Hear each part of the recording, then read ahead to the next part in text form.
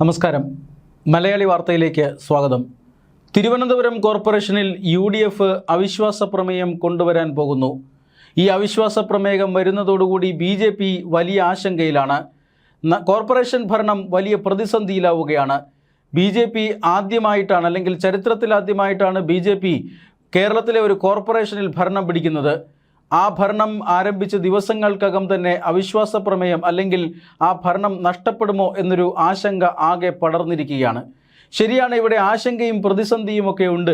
പക്ഷേ കോർപ്പറേഷൻ ഭരിക്കുന്ന BJPക്കോ കോർപ്പറേഷനിലെ പ്രതിപക്ഷമായ UDFനോ LDFനോ അത്തരത്തിലൊരു ആശങ്കയോ പ്രതിസന്ധിയോ ഇല്ല. ഈ നേരത്തെ പറഞ്ഞ ആശങ്കയും പ്രതിസന്ധിയും മുഴുവൻ കേരളത്തിലെ മാധ്യമങ്ങൾക്കാണ്. തിരുവനന്തപുരം കോർപ്പറേഷനിൽ ഇതാ എന്തോ സംഭവിക്കാൻ പോകുന്നു എന്ന രീതിയിലാണ് അവർ വാർത്തകൾ കൊടുക്കുന്നത്. ശരിയാണ്, അവിശ്വാസ പ്രമേയം UDF കൊണ്ടുവന്നു. നഗരസഭ അല്ലെങ്കിൽ കോർപ്പറേഷൻ്റെ ഭരണം സ്തംഭിച്ച നിലയിലാണ് എന്ന് ആരോപിച്ചുകൊണ്ടാണ് UDF അവിശ്വാസ പ്രമേയം കൊണ്ടുവന്നത്. അതായത് വാഴോട്ടുകോണം കൗൺസിലർ R. സുഗതൻ ജയിലിലാകുന്നു. R. സുഗതന് സത്യപ്രതിജ്ഞ ചെയ്യാൻ കഴിയുന്നില്ല, പുനർസത്യപ്രതിജ്ഞ ചെയ്യാൻ കഴിയുന്നില്ല കോടതി ഉത്തരവ് പ്രകാരം. മാത്രമല്ല, R. സുഗതൻ 3 കൗൺസിൽ മീറ്റിങ്ങുകളിൽ പങ്കെടുത്തില്ലെങ്കിൽ അയോഗ്യതയിലേക്ക് പോകും. ഒരു കൗൺസിൽ മീറ്റിംഗ് ഇതിനോടകം തന്നെ അദ്ദേഹത്തിൻ്റെ ആബ്സെൻറ്റിൽ നടന്നു കഴിഞ്ഞിരിക്കുന്നു. അതുകൊണ്ട് കൗൺസിൽ മീറ്റിംഗ് വിളിക്കാതെ മേയർ വെച്ച് നീട്ടുകയാണ്. ഇത് വലിയൊരു ഭരണ പ്രതിസന്ധിയിലേക്ക് തിരുവനന്തപുരം കോർപ്പറേഷനെ കൊണ്ടുചെന്നെത്തിക്കുന്നു. മാലിന്യ നീക്കം അടക്കം നടക്കാതെ തിരുവനന്തപുരം കോർപ്പറേഷനിൽ ഭരണ പ്രതിസന്ധി ഉണ്ട് എന്നൊക്കെയാണ് UDFൻ്റെ വാദം. കഴിഞ്ഞ ദിവസമാണ് UDFൻ്റെ corporation parliamentary party leader Sabarinath ഇങ്ങനെ ഒരു പ്രസ്താവന നടത്തിയത്. തങ്ങളിതാ പാർട്ടിയോട് ആലോചിച്ചുകൊണ്ട് അവിശ്വാസ പ്രമേയം കൊണ്ടുവരാൻ ആലോചിക്കുന്നു എന്ന് പറഞ്ഞത്. അന്ന് വൈകുന്നേരം കോൺഗ്രസ് നേതാവും മന്ത്രിയുമായ K. മുരളീധരൻ അടക്കമുള്ള നേതാക്കന്മാരുമായി കൂടിയാലോചിച്ച ശേഷം UDF പാർലമെൻ്ററി പാർട്ടി അവിശ്വാസ പ്രമേയം കൊണ്ടുവരാനുള്ള തീരുമാനമെടുക്കുകയും ചെയ്തു. തിങ്കളാഴ്ച കൗൺസിൽ ചേരാനിരിക്കുകയാണ്. ആ കൗൺസിലിലായിരിക്കാം ഒരുപക്ഷെ അവിശ്വാസ പ്രമേയത്തിനുള്ള നോട്ടീസ് അപേക്ഷയൊക്കെ നൽകുന്നത്. പക്ഷേ പിന്നീടൊരു ദിവസമായിരിക്കാം ആ അവിശ്വാസ പ്രമേയം ചർച്ചയ്ക്ക് പോലും എടുക്കാൻ പറ്റുമെങ്കിൽ എടുക്കുക. പക്ഷേ കേരളത്തിലെ മാധ്യമങ്ങൾ തിങ്കളാഴ്ച ഇതാ അവിശ്വാസ പ്രമേയം വരാൻ പോകുന്നു, VV രാജേഷിന് മേയർ സ്ഥാനം നഷ്ടപ്പെട്ടേക്കാം, പിന്തുണ ഈ സ്വതന്ത്ര അംഗങ്ങൾ പിന്തുണ പിൻവലിക്കുമോ, സ്വതന്ത്രന്മാർ UDFന് പിന്തുണ കൊടുക്കുമോ, CPMും UDFും ഒത്തുചേർന്നുകൊണ്ട് BJP ഭരണത്തെ അട്ടിമറിക്കുമോ, ഇങ്ങനെയൊക്കെയുള്ള ചോദ്യങ്ങൾ വരാൻ തുടങ്ങിയത് അതുമുതലാണ്. എന്തായാലും UDFും LDFും ചേർന്ന് ഈ സുഗതൻ്റെ അസാന്നിധ്യത്തിൽ, സുഗതൻ ജയിലിൽ കിടക്കുന്ന അവസരം മുതലാക്കി ഇവിടെ ഒരു അട്ടിമറി നടത്തി എന്ന് തന്നെ ഇരിക്കട്ടെ.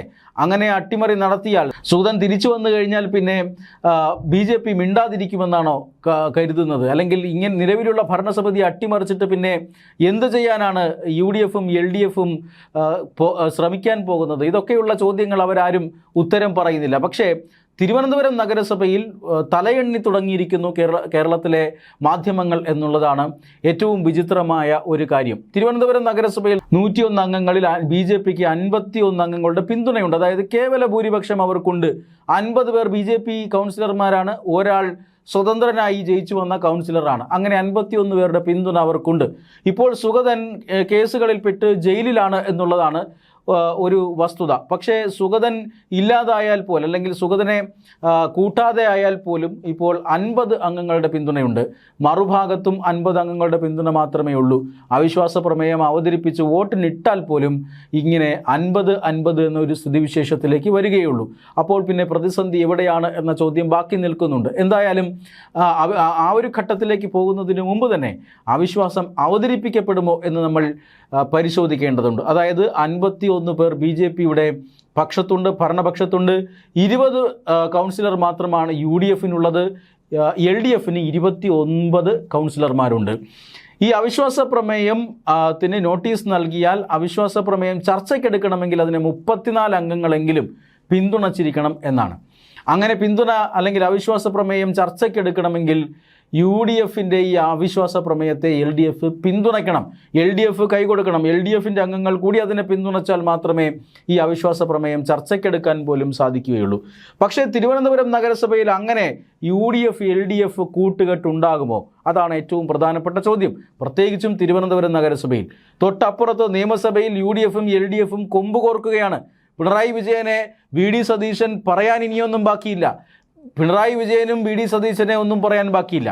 അങ്ങനെ അങ്ങോട്ടും ഇങ്ങോട്ടും വലിയ യുദ്ധം നഗരസഭാ ഓഫീസിന് തൊട്ടപ്പുറത്ത് നിയമസഭാ മന്ദിരത്തിൽ നടന്നുകൊണ്ടിരിക്കുകയാണ്. വീര്യം കുറഞ്ഞ മദ്യം, ആ വീര്യം കുറഞ്ഞ മദ്യത്തിന് നികുതി കുറയ്ക്കുന്നുവെന്ന് പറഞ്ഞ് ബക്കാടിയിൽ നിന്നും കൈക്കൂലി വാങ്ങി വി ഡി സതീശൻ എന്ന ആരോപണം ഉയർത്തിക്കൊണ്ട് വലിയ പോരാട്ടം LDF അവിടെ നടത്തുകയാണ്. മാത്രമല്ല ഈ പിണറായി വിജയനെതിരെ നടന്ന ആ ഇ ഡിയുടെ അന്വേഷണം കോൺഗ്രസിൻ്റെയും അതുപോലെ തന്നെ BJPയുടെയും കൂട്ടുകെട്ടിൻ്റെ ഫലമായിട്ടുണ്ടായതാണ് എന്നൊക്കെയാണ് CPM പറയുന്നത്. മറുഭാഗത്തും ആരോപണങ്ങളുണ്ട്. ഓരോ ദിവസവും പിണറായി വിജയൻ കലക്കവെള്ളവുമായി വരുന്നു, പിന്നീട് മറ്റ് പല സാധനങ്ങൾ ബ്ലേഡുമായി വരുന്നു. ഇങ്ങനെ പല സംഭവങ്ങൾ നടക്കുന്നു. പിണറായി വിജയനും വി ഡി സതീശനും ഏറ്റുമുട്ടുന്നു. LDFൻ്റെ സാമാജികരും UDFൻ്റെ സാമാജികരും തമ്മിൽ ഏറ്റുമുട്ടുന്നു. ആരോഗ്യ മേഖലയിലെ പ്രശ്നങ്ങളെക്കുറിച്ച് LDF ചൂണ്ടിക്കാണിക്കുന്നു. അപ്പോൾ കെ മുരളീധരൻ എണീറ്റ് നിന്ന് 5 വർഷം ഇവിടെ നടന്ന വീണമീട്ടലിൻ്റെ ഫലമായിട്ടാണ് ഇതൊക്കെ ഉണ്ടായത് എന്ന് പറയുന്നു. ജനം തിരസ്കരിച്ചവർ അവിടെ ഒരു മൂലയ്ക്കിരുന്നാൽ മതി എന്ന് പറയുന്നു. ഇങ്ങനെ വലിയ രാഷ്ട്രീയ പോരാട്ടം LDFും UDFും തമ്മിൽ നടക്കുമ്പോൾ തിരുവനന്തപുരം നഗരസഭാ കൗൺസിൽ ഹാളിനകത്ത് മാത്രം LDFനും UDFനും എങ്ങനെ ഒരുമിക്കാൻ സാധിക്കും? രഹസ്യമായി ഇവർ ഒരുമിക്കുന്നുണ്ട്, പക്ഷേ പരസ്യമായി എങ്ങനെ ഒരുമിക്കാൻ സാധിക്കും? UDF കൊണ്ടുവന്ന അവിശ്വാസ പ്രമേയത്തിന് എങ്ങനെയായിരിക്കും പരസ്യ പിന്തുണ LDFന് നൽകാൻ സാധിക്കുക? തീർച്ചയായും LDFന് സുഗതനുമായി ചില പ്രശ്നങ്ങളുണ്ട്. അവിടെ ചെറിയ സംഘർഷാവസ്ഥയുണ്ട്.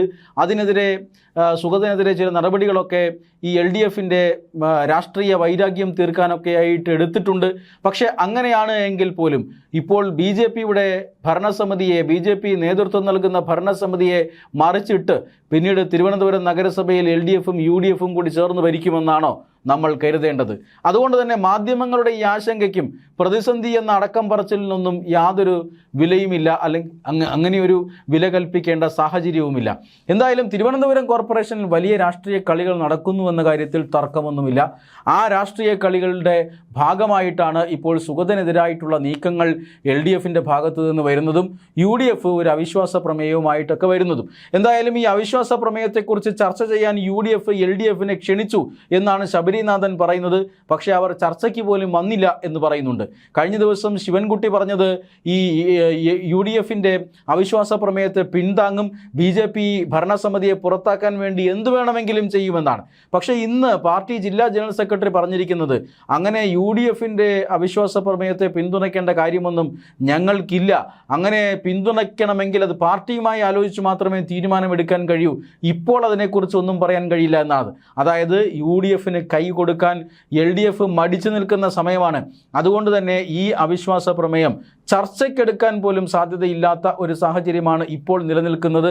പിന്നെ LDF ഇനിയൊരു രാഷ്ട്രീയ തീരുമാനം എടുത്ത് അല്ലെങ്കിൽ പാർട്ടി എടുത്ത് BJPയെ പുറത്താക്കാൻ തീരുമാനിച്ചാൽ മാത്രമേ അങ്ങനെ എന്തെങ്കിലുമൊക്കെ സംഭവിക്കുകയുള്ളൂ. അതിന് വളരെയധികം സാധ്യത കുറവുമാണ്. അങ്ങനെയാണ് എങ്കിൽ പോലും LDFും UDFും ഒരുമിച്ച് നിന്നാൽ പോലും അംഗസംഖ്യ അത് BJPയും അതുപോലെ തന്നെ ഈ LDF UDF സഖ്യവും ഒരുപോലെ വരുന്ന സാഹചര്യമാണുള്ളത്. രണ്ടാമത്തെ സ്വതന്ത്രനെക്കുറിച്ച് ആരും ചർച്ച ചെയ്യുന്നില്ല. പാറ്റൂർ രാധാകൃഷ്ണൻ വളരെ പരസ്യമായിട്ടാണ് BJPക്ക് പിന്തുണ നൽകുന്നത്. പക്ഷേ രണ്ടാമത്തെ സ്വതന്ത്രൻ്റെ പിന്തുണ ആർക്ക് എന്നുള്ളതിനെ സംബന്ധിച്ച് ആരും ചർച്ച ചെയ്യുന്നില്ല. അതൊരു പക്ഷേ BJPക്ക് കിട്ടിക്കൂടായികയില്ല. അങ്ങനെയുള്ള ഒരു സാഹചര്യവുമുണ്ട്. അതുകൊണ്ട് തന്നെ BJP നേതാക്കൾ വലിയ ആത്മവിശ്വാസത്തിലാണ്, മേയർ ആത്മവിശ്വാസത്തിലാണ്, BJP കൗൺസിലർമാർ ആത്മവിശ്വാസത്തിലാണ്. ഇതിൻ്റെ അർത്ഥം ഈ അവിശ്വാസ പ്രമേയം ഒരു സ്വാധീനവും തിരുവനന്തപുരം നഗരസഭയിൽ ഉണ്ടാക്കാൻ പോകുന്നില്ല എന്ന് തന്നെയാണ്. പക്ഷേ നാളെ ഒരു സമരം നടക്കുന്നുണ്ട്. അത് മറ്റൊന്നുമല്ല, തിരുവനന്തപുരം കോർപ്പറേഷനിൽ ഭരണസ്തംഭനം ആരോപിച്ചുകൊണ്ട് UDF തന്നെ ഒരു സമരം തിരുവനന്തപുരം കോർപ്പറേഷന് മുന്നിൽ സംഘടിപ്പിച്ചിട്ടുണ്ട്. കഴിഞ്ഞ കുറേ നാളുകളായി സുഗതനെ പുറത്താക്കണമെന്ന് ആവശ്യപ്പെട്ടുകൊണ്ട് LDFൻ്റെ സമരം നടന്നിരുന്നു. ഇപ്പോഴിതാ UDFൻ്റെ സമരം കൂടി രംഗത്ത് വരികയാണ്. ആ UDFൻ്റെ സമരത്തിൽ യൂത്ത് കോൺഗ്രസിൻ്റെ അടക്കമുള്ള നേതാക്കന്മാർ പങ്കെടുക്കുന്നു എന്നാണ് ലഭിക്കുന്ന സൂചന. ഈ സമരത്തെക്കുറിച്ച് സംസ്ഥാന ഇൻ്റലിജൻസ് സർക്കാരിന് ഒരു റിപ്പോർട്ട് നൽകിയിട്ടുണ്ട് എന്നും സൂചനയുണ്ട്. ആ സംസ്ഥാന ഇൻ്റലിജൻസ് പറയുന്നത് പുറത്ത് വലിയ സംഘർഷം നടക്കാനുള്ള സാധ്യതയുണ്ട് എന്നാണ്. അതായത് നാളെ നടക്കാനിരിക്കുന്ന നഗരസഭാ ഭരണസമിതിക്കെതിരെ നടക്കാനിരിക്കുന്ന ആ ഒരു സമരം അത് അക്രമാസക്തമാകാനും വലിയ സംഘർഷം നടക്കാൻ സാധ്യതയുണ്ട് എന്നാണ് ഇൻ്റലിജൻസ് റിപ്പോർട്ട് പറയുന്നത്. ഒരുപക്ഷെ അതിൽ ചില കഴമ്പുകൾ ഉണ്ടായേക്കാം. യൂത്ത് കോൺഗ്രസിൻ്റെ ആളുകൾ നാളെ കോർപ്പറേഷൻ കവാടത്തിന് മുന്നിൽ അഴിഞ്ഞാടാനുള്ള സാധ്യതയുണ്ട്. അങ്ങനെ എന്തെങ്കിലും അല്ലെങ്കിൽ അതിരൂക്ഷമായ സമരം അവിടെ നടക്കാനുള്ള സാധ്യതയുണ്ട്. പോലീസ് അവരെ നേരിടാനുള്ള സാധ്യതയുണ്ട്. അതിനപ്പുറത്തേക്ക് മറ്റു കാര്യങ്ങളൊന്നും ഈ തിരുവനന്തപുരം നഗരസഭയെ സംബന്ധിച്ചിടത്തോളം ഉടനെ നടക്കാനില്ല എന്നുള്ളതാണ് ഏറ്റവും പ്രധാനപ്പെട്ട കാര്യം. BJP അതുകൊണ്ട് തന്നെ വലിയ ആത്മവിശ്വാസത്തിലുമാണ്. പക്ഷേ മാധ്യമങ്ങൾ വലിയ ആശങ്കയിലാണ്. അവർ ഇപ്പോഴേ തലയെണ്ണി തുടങ്ങിയിരിക്കുന്നു. നാളെ അവിശ്വാസ പ്രമേയം വോട്ടിനിടും എന്ന കണക്കാണ്, അല്ലെങ്കിൽ അങ്ങനെ വിചാരിച്ചുകൊണ്ടാണ് മാധ്യമങ്ങൾ വലിയ പ്രചരണങ്ങൾ ഇതുമായി നടക്കുന്നത്. സത്യത്തിൽ അവിശ്വാസ പ്രമേയത്തിനുള്ള അപേക്ഷ നൽകണം. അത് പരിഗണിക്കണമെങ്കിൽ 34 പേരുടെ പിന്തുണയുണ്ടാകണം. അതിനുശേഷം മാത്രമേ അത് പരിഗണിക്കണമോ വേണ്ടയോ എന്ന് പോലും തീരുമാനിക്കേണ്ടതുള്ളൂ. ഈ സാഹചര്യത്തിലാണ് മാധ്യമങ്ങളുടെ തലയെണ്ണൽ തിരുവനന്തപുരത്ത് നടക്കുന്നത്.